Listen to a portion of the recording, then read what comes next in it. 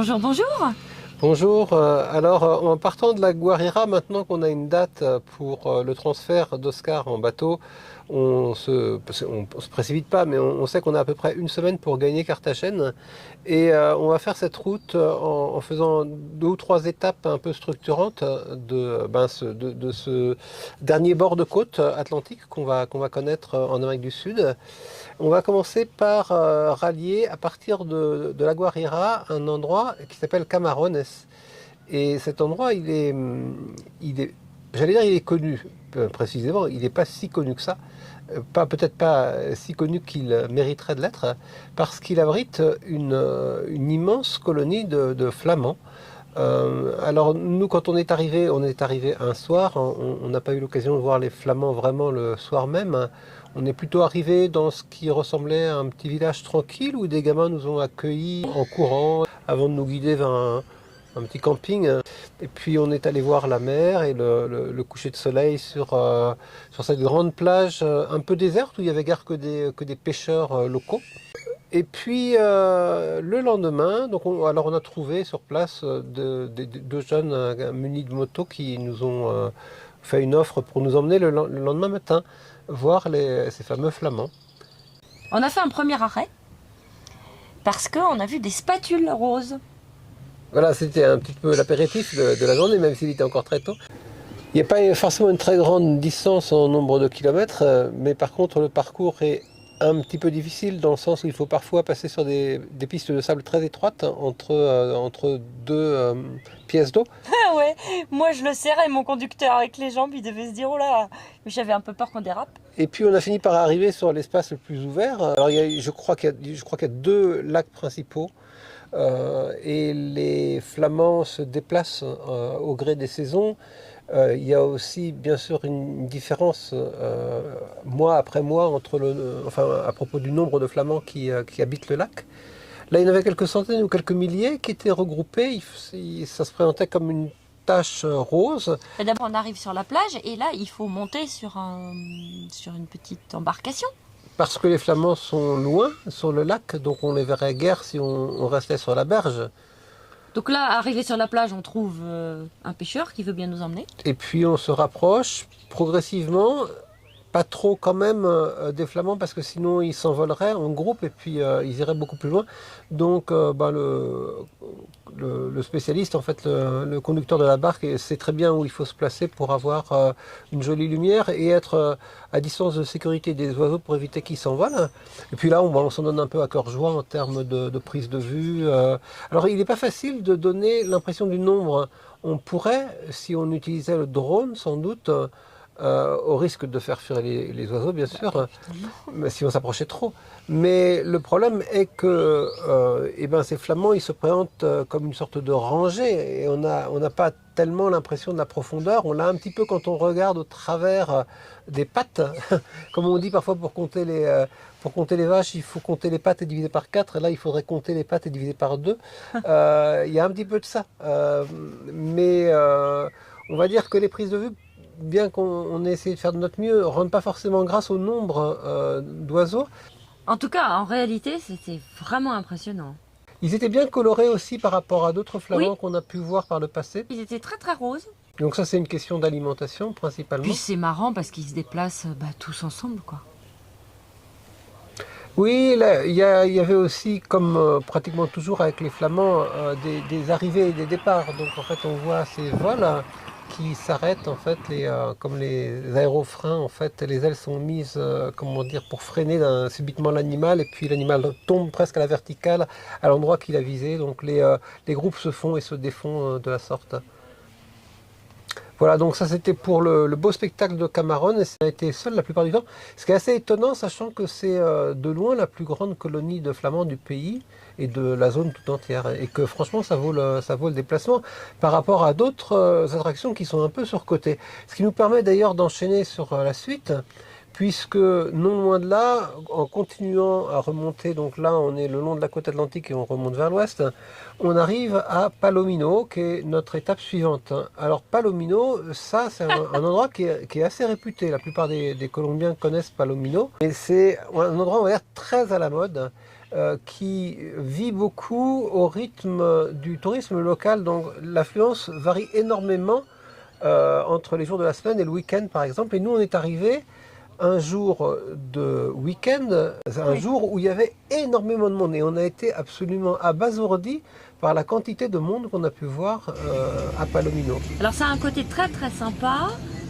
On voit beaucoup de baba cool, des gens avec des dreadlocks, avec des pupilles dilatées, des jongleurs de rue, des gens qui enfilent des perles, des restaurants à tire-larigot, côte à côte, de la musique à fond. Bon, c'est bien. Ben, disons que c'est surtout pratiquement nul du point de vue de l'accès à la plage. Ah oui. Parce que ce qu'Isabelle vient de décrire peut se comprendre aisément et se retrouver dans d'autres endroits, mais en général, au moins le long de la plage, c'est-à-dire longitudinalement par rapport à la ligne de la mer. Mais là, c'est le contraire. C'est pas le long de la mer, c'est ce qu'il faut bien comprendre. C'est perpendiculairement à la mer. Ça veut dire que dans 95% des établissements, des bars, des magasins de tatouages et des magasins de souvenirs, on n'a aucun rapport avec la mer. En fait, on pourrait être n'importe où ailleurs qu'à la mer, parce qu'on la voit pas du tout. On est à plusieurs centaines de mètres. Donc ça, c'est quand même assez curieux. Et nous, on ne savait pas. Donc, le samedi soir d'un grand week-end, eh ben, qu'est-ce qu'on a fait? Plein pot, on a pris cette rue avec Oscar. Ah oui, vraiment, on s'est fait remarquer. Alors après, tout le monde nous connaissait parce qu'on a fait un aller-retour pour exemple faire un demi-tour tout près de la mer dans un endroit très payant. C'était vraiment impossible à faire. Hein. C'était. On est passé à quelques centimètres d'autres des les murs, tables des restaurants.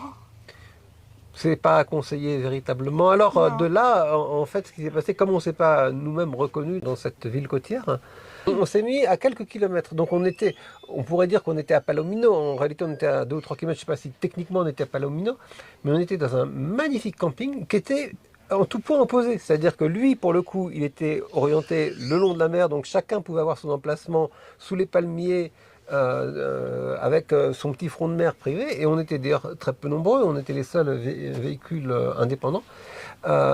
Et là, on avait un petit peu le côté plage paradisiaque, soleil, cocotier.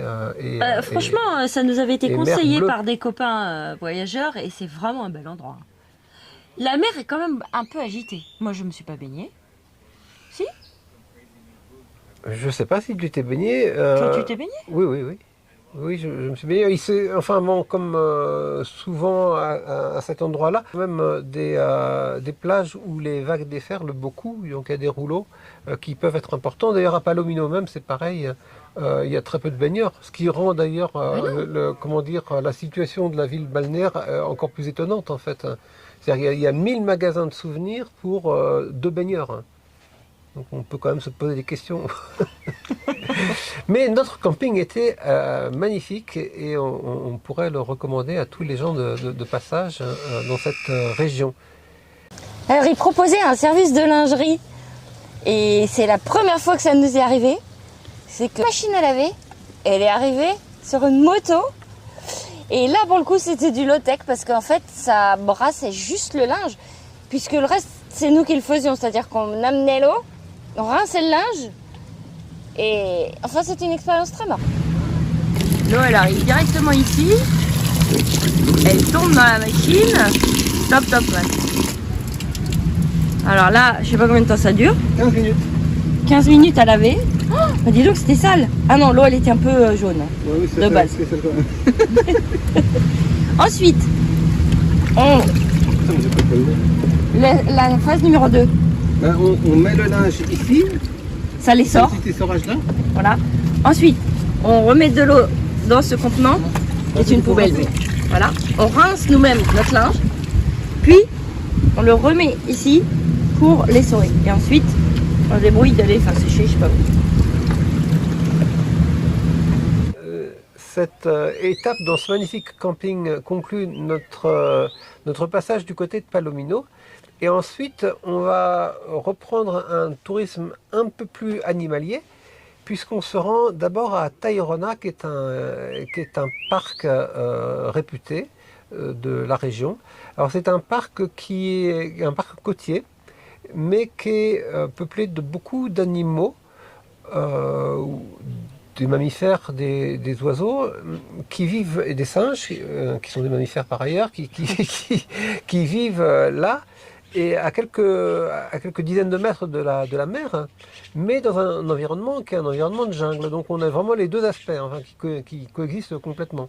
Bah, ça c'est marrant, mais les animaux on les voit quand même pas très bien, hein, ou alors on n'a pas eu de chance. Non, alors c'est aménagé, c'est assez bien aménagé. C'est un parc qui est très populaire aussi, très, Ah oui, il y a très du réputé. Il y a beaucoup de monde. Destination typique de week-end pour les locaux. On a pas mal de pontons sur lesquels on peut marcher, des chemins de bois qui traversent des sortes de jungles, parfois avec pas mal de zones marécageuses. On était à peine arrivés qu'on a eu la chance de voir un fourmilier. Alors là encore, dans la jungle, bah, il y a des arbres, il y a des branches, donc c'était très difficile de le prendre en photo. Mais on n'était quand même pas très loin et comme ce parc, comme tous les autres d'ailleurs, est peuplé de fourmis, on l'a bien vu chercher sa pitance. Oui, on voyait aussi les fourmis, ces fameuses colonnes de fourmis qui dévorent les arbres, qui passaient aussi non loin de là. Donc il y avait là une cohérence évidente.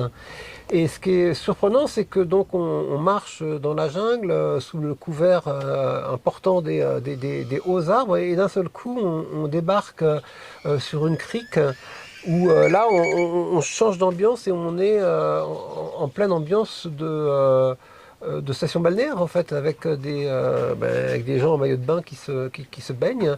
Donc et puis on reprend la route et ça recommence ainsi de suite. Il y a plusieurs phases d'alternance comme ça entre Ben ça c'est agréable parce qu'on marche, il fait chaud, on arrive sur la plage, on peut se baigner et on reprend la balade, donc ça c'est sympa. Voilà, donc on n'a pas non plus été ébloui par ce parc, on l'a trouvé à peu près à la hauteur de sa réputation, mais en termes de vision d'animaux au sens strict, sans être vraiment déçu, on n'a rien vu qu'on ait mieux vu ailleurs en fait. C'est trop mignon parce que pendant qu'on était parti faire notre promenade, Oscar il s'est fait un copain sur le parking. Et de là on est parti pas très loin, il suffit partant du parc de Tayrona de monter presque directement dans la montagne. C'est une route qui va s'élever d'environ 1000 mètres de dénivelé vers une petite ville qui s'appelle Minka, qui est là aussi très réputée parce que c'est une ville qui propose beaucoup d'excursions pour voir des oiseaux. Donc on s'est empressé, arrivé dans cette petite ville, de prendre contact avec l'agence la plus réputée et le guide le plus réputé. Et donc on a fait un tour complet avec ce guide. Et un petit groupe qui était quand même qui comptait une dizaine de visiteurs, parce que comme le guide est très connu, et il faut reconnaître que c'est un très bon guide. Ah ouais, il est hyper bon. Il est surtout remarquable par son dynamisme et la capacité qu'il a à fédérer un groupe autour de lui, avec des gens de niveau assez différents. Ce qui est le cas en fait assez fréquemment en ornithologie. On a souvent des très bons amateurs qui sont presque aussi bons que les guides ou meilleurs, et puis des gens qui n'ont jamais fait en fait. Donc c'est pas facile de faire cohabiter tout ce petit monde. Et ce guide-là, il a été très pédagogue. Il nous a aussi bien montré comment utiliser l'application Merlin. Oui, non seulement comment l'utiliser, mais c'est qu'on ne la connaissait pas du tout. Enfin, quand même, on observe les oiseaux depuis maintenant des années. Et là, ce gars nous dit, mais regardez, il y a une application. Et là, c'est vraiment super. On entend, il suffit de mettre le haut-parleur et l'application détecte tous les oiseaux qu'elle entend autour de nous. Donc on peut se retrouver avec 3-4 oiseaux, on peut se retrouver avec une liste de 20 et la photo et le nom de l'oiseau. Donc moi qui ai passé littéralement des heures à chercher le nom des oiseaux quand on prend des photos sur internet, ça m'a révolutionné le truc. Donc on était content d'avoir vu Minka finalement, non pas tant pour les oiseaux que pour l'ambiance de la petite ville qui était très agréable. Mais Manu, ça lui suffit jamais, c'est-à-dire qu'on fait la sortie ornitho, on est à peine rentré qu'il est déjà en train de réfléchir à comment il va me présenter le truc pour pouvoir y retourner quelques heures après. Entre-temps, j'ai décidé de me faire des tresses. Ça fait longtemps que ça me trottait dans la tête, c'est un rêve d'ado. Et voilà, j'ai trouvé une petite coiffeuse super mignonne qui m'a fait ça en deux temps, en 3 mouvements. Et l'après-midi, on a pris un scooter et on est retourné justement à cet endroit pour voir les colibris. Et le lendemain matin, on est reparti vite fait parce qu'il fallait qu'on se rende à Carthagène pour emmener notre Oscar. On était content parce qu'on estimait qu'on avait fait à peu près tout ce qu'on avait à faire dans le pays. Il y a très peu de choses qu'on avait le sentiment de rater, sauf peut-être la ville de Salamanca, le village de Salamanca dans une cafetière, mais on va dire, c'est négligeable par rapport au cahier des charges très complet en fait du pays, qui est finalement le pays qu'on aura presque le mieux visité en fait en termes d'approfondissement des différentes zones. Mais bon, là, la date d'envoi d'Oscar se profilait, il fallait rentrer à Carthagène et on avait calculé à peu près le temps qu'il fallait. Donc, on a repris la route et on peut dire que notre visite touristique du pays était presque achevée, pas tout à fait quand même, et on va vous raconter ça la semaine prochaine. À bientôt.